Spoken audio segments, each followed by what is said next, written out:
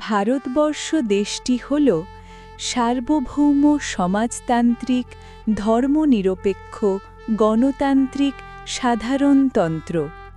প্রতি বছর ২৬শে জানুয়ারি ভারতে সাধারণতন্ত্র দিবস বা প্রজাতন্ত্র দিবস পালিত হয়।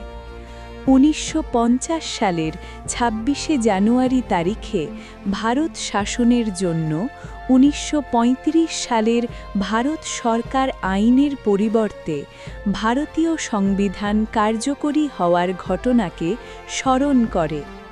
এটি ভারতের একটি জাতীয় দিবস। ১৯৫০ সালের ২৬শে জানুয়ারি ভারতীয় গণপরিষদ সংবিধান কার্যকরী হলে ভারত একটি প্রজাতান্ত্রিক রাষ্ট্রে পরিণত হয়। ১৫ আগস্ট ১৯৪৭-এ দীর্ঘ স্বাধীনতা আন্দোলনের ফলে ভারত ব্রিটিশ শাসন থেকে মুক্তি পায়। এই স্বাধীনতা আন্দোলনের বিশেষ বৈশিষ্ট্য ছিল মহাত্মা গান্ধীর নেতৃত্বে পরিচালিত প্রায় সম্পূর্ণ শান্তিপূর্ণ অহিংস অসহযোগ আন্দোলন ও আইন অমান্য আন্দোলন। স্বাধীনতা লাভের প্রক্রিয়াটি সম্পূর্ণ হয় যুক্তরাজ্যের সংসদে ভারতীয় স্বাধীনতা আইন পাশ হওয়ার মাধ্যমে। এর ফলে ব্রিটিশ ভারত ভেঙে গিয়ে কমনওয়েলথ অফ নেশনসের অন্তর্গত অধিরাজ্য হিসেবে দুটি স্বাধীন রাষ্ট্র ভারত ও পাকিস্তানের জন্ম হয়। ১৫ই আগস্ট ১৯৪৭-এ ভারত স্বাধীন হলেও দেশের প্রধান হিসেবে তখনও বহাল ছিলেন ষষ্ঠ জর্জ এবং লর্ড লুই মাউন্টব্যাটেন ছিলেন এর গভর্নর জেনারেল। তখনও দেশে কোনো স্থায়ী সংবিধান ছিল না। ঔপনিবেশিক ভারত শাসন আইনে কিছু রদবদল ঘটিয়েই দেশ শাসনের কাজ চলছিল। ১৯৪৭ খ্রিস্টাব্দের ২৮শে অগস্ট একটি স্থায়ী সংবিধান রচনার জন্য ড্রাফটিং কমিটি গঠন করা হয়। এই কমিটির চেয়ারম্যান ছিলেন ভীমরাও রামজি আম্বেদকর।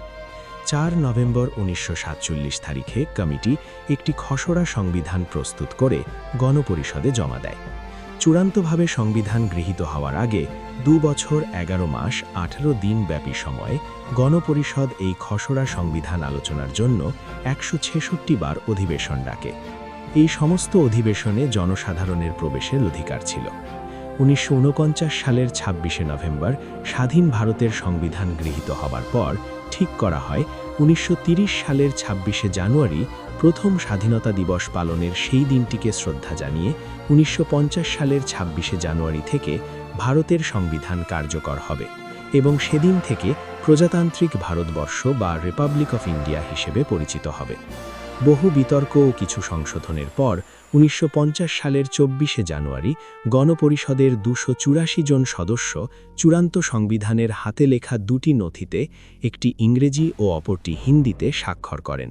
এর দুদিন পর সারা দেশব্যাপী এই সংবিধান কার্যকর হয়।